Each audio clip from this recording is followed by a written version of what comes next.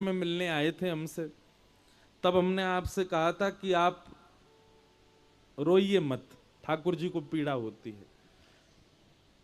फिर आपका ये भाव था कि महाराज जी, हम तो चाहते हैं कि हमारे चित्त में विरह हो, हम तड़पें वृंदावन के लिए, ठाकुर जी के लिए भावुक रहें उनकी याद में।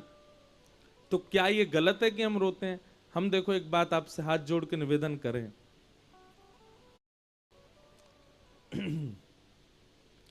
भोजन, रुदन, यह एकांत की वस्तु है, सबके सामने नहीं करना है। भोजन भी सबके सामने नहीं करना चाहिए, एकांत में करना चाहिए। ऐसे ही प्रेम आतुर होकर के जब नीर नेत्रों में आते हों, वो भी एकांत में हो, कोई ना हो आसपास आपके और आपके नेत्र सजल हो। हमको आप देखें, हम कथा में कई बार करुण प्रसंग तो इसीलिए नहीं बोलते कि फिर रुका नहीं जाएगा। कई बार अब जैसे ठाकुर जी के मथुरा गमन की लीला है, कल देखना कथा में आएगी, हम झटपट भागेंगे वहां से। वो कह ही नहीं पाता मैं क्यों, क्योंकि कहने लगा तो स्थिति बिगड़ जाती है। रुदन जो है ये व्याकुलता, विरहता, ये प्रेम को पुष्ट करती है, पर एकांत में, सबके सामने नहीं, ठाकुर जी के सामने भी नहीं।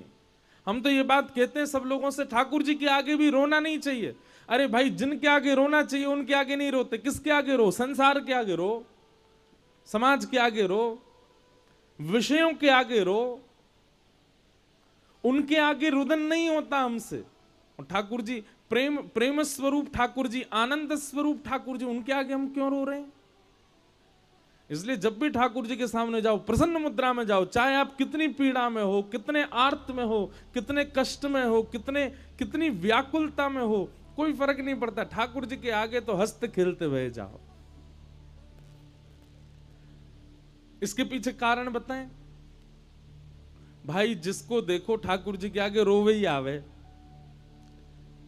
अगर 1,00,000 लोग मंदिर में खड़े हैं तो 1,00,000 लोग सब रो रहे हैं। भले जरूरी नहीं है सबके आंसू निकले, पर सब रो ही रहे हैं। कोई कह रहा ठाकुर जी मेरी जॉब लगवा दो, कोई कह रहा ठाकुर जी मेरे एग्जाम पास करा दो, कोई कह रहा मेरा ब्याह करा दो, कोई कह रहा है मेरे माता जी को ठीक कर दो, कोई कह रहा मेरे बालक न रहे बालक करा दो, कोई कह रहा मकान नहीं बनना मकान बनवा दो, कोई कह रहा पल्ली गली वारी तो मेरा ब्याह करा दो।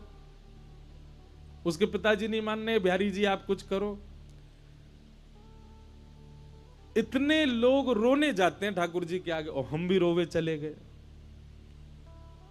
भैया, आप लोग कभी कभी वृंदावन जाते हैं तो जब हम अपने प्रेमी के पास जाते हैं तो प्रेम का एक स्वरूप होता है, प्रेम का एक स्वभाव होता है कि जब हम अपने प्रेमी के पास जाते हैं तो सच्चा प्रेम यदि होगा तो आप अपने दुख को छुपा करके जाते हो। जैसे मां, अगर मां ने भोजन नहीं किया, वो एक तिथि आती है ना करवा चौथ के बाद, अहोई अष्टमी, उस दिन माता जी भोजन नहीं करती। किसके लिए भोजन नहीं करती? पुत्र के लिए नहीं करती। क्या भूख नहीं लगती? उनको लगती है, लेकिन प्रेम इतना ज्यादा चरम स्थिति में होता है, जब तक तारे नहीं दिख जाते तब तक मां भूखी रहती है। उसका बालक 1-2 बार पूछो, मां तू ठीक है ना? हाँ बिल्कुल ठीक हूं, कोई दिक्कत नहीं। जहां प्रेम में रो रो करके बताया जाता हो ये पीड़ा, ये पीड़ा, ये पीड़ा, समझो प्रेम आपका कुछ % कम है। प्रेम में तो अपनी दिक्कतें, अपनी तकलीफें, अपने स्वभाव को, अपने आर्त को छुपाया जाता है। वहां बताया थोड़ी जाता है कि हम कितनी परेशानी में हैं। और जो प्रेमी अपनी परेशानियां बता देता हो, समझो उसके प्रेम में कुछ कमी तो है। प्रेम में तो प्रेमी परेशानी भोग लेता है, लेकिन अपने प्रेमी को पता तक नहीं चलने देता, खबर तक नहीं पड़ने देता कि वो परेशानी में है। हम भी अपने ठाकुर जी से कभी कभी मिलने जाते हैं तो जब जब मिलने जाएं, रोने क्यों जाएं? हाँ, बिहारी जी के मंदिर की दहली तक रो लो, लेकिन दहली में प्रवेश करते ही नेत्र पहुंचो, प्रसन्न मुद्रा में आ जाओ। महाराज ऐसे नाचते कूदते भय जाओ ठाकुर जी के आगे, अत्यंत प्रसन्न भाव में देखो। ठाकुर जी आपको देख करके कहें आहा आ गया, कितना प्रसन्न भाव में आया है। अच्छा एक बात दूसरी, कोई व्यक्ति रोज आपसे मिलने आता है पर जब आता तब रोता ही हुआ आता है, परेशान हो जाओगे आप भी उससे। अगले दिन से घर के सदस्यों को बोलोगे, बोलो वो आए तो उसको बोल देना है हूं ही नहीं मैं घर पे, फिर रोएगा यहाँ पे आके मेरा ये हो गया ये हो गया ये हो गया। पर कोई व्यक्ति रोज आता है और बड़ी प्रसन्न मुद्रा में आता है, और आता है स्वयं तो प्रसन्न नहीं रहता, आपको भी प्रसन्न कर जाता है। उससे मिलने के लिए तो आप भी प्रतीक्षा करोगे, वो विलंब से भी आए तो आप व्याकुल हो जाओ, आया क्यों नहीं अभी तक।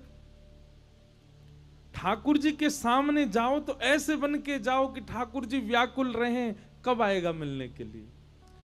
या कष्ट केवल आपके जीवन में नहीं है, संसार में हर व्यक्ति कष्ट में है। हर व्यक्ति के, कोई तन दुखी, कोई मन दुखी, कोई धन बिन रहत उदास, थोड़े थोड़े सब दुखी, सुखी राम के दास। सब दुखी हैं संसार में।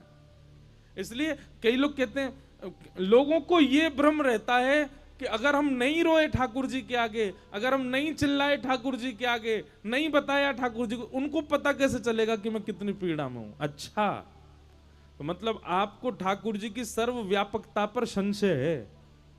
उनको सब जानते हैं वो। इसलिए ठाकुर जी के आगे रो मत। हां, उतनी स्थिति पहुंच जाए कि रोक ही नहीं पाए खुद को, अब तो नेत्र अश्रु अपने वश में ही नहीं थे, तो फिर कुछ कर नहीं सकते।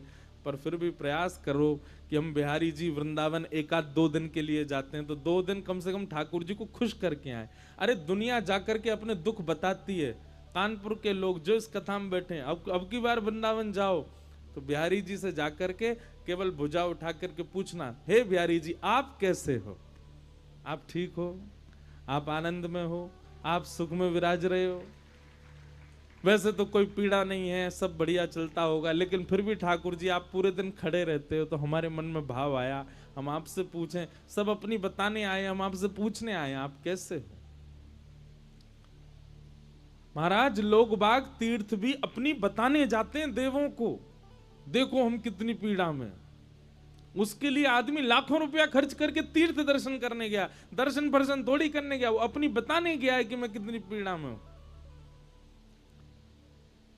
वृंदावन बताने मत जाओ कि आप कितनी पीड़ा में हो, वृंदावन पूछने जाओ कि ठाकुर जी आप कैसे हो, हे राधा रमन लाल आप कैसे हो, हे श्री राधा वल्लभ लाल आप कैसे हो।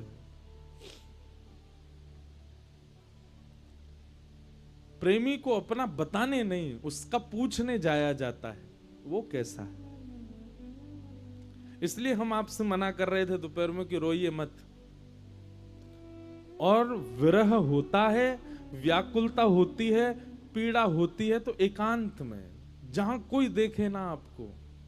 भैया ये अश्रु जो है ना, ये अश्रु मोती के समान बहुमूल्य होते हैं, और संसार के लोग इस मोती रूपी अश्रु के मूल्य को जानते नहीं है, इसलिए उनके सामने मत बहाओ इसको।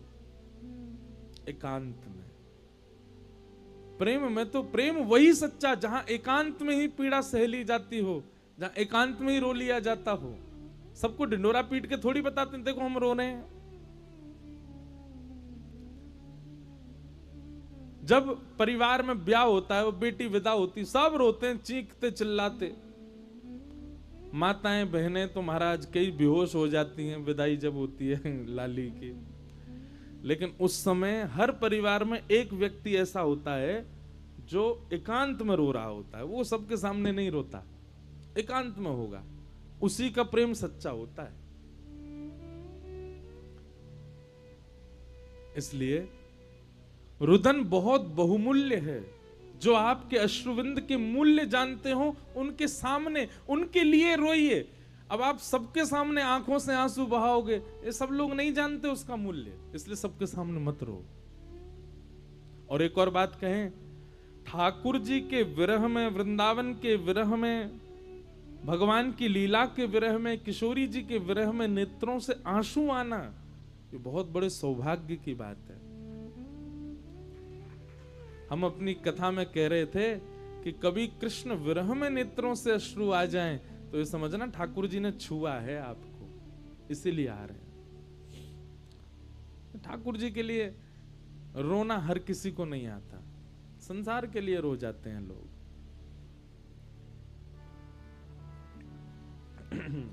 तो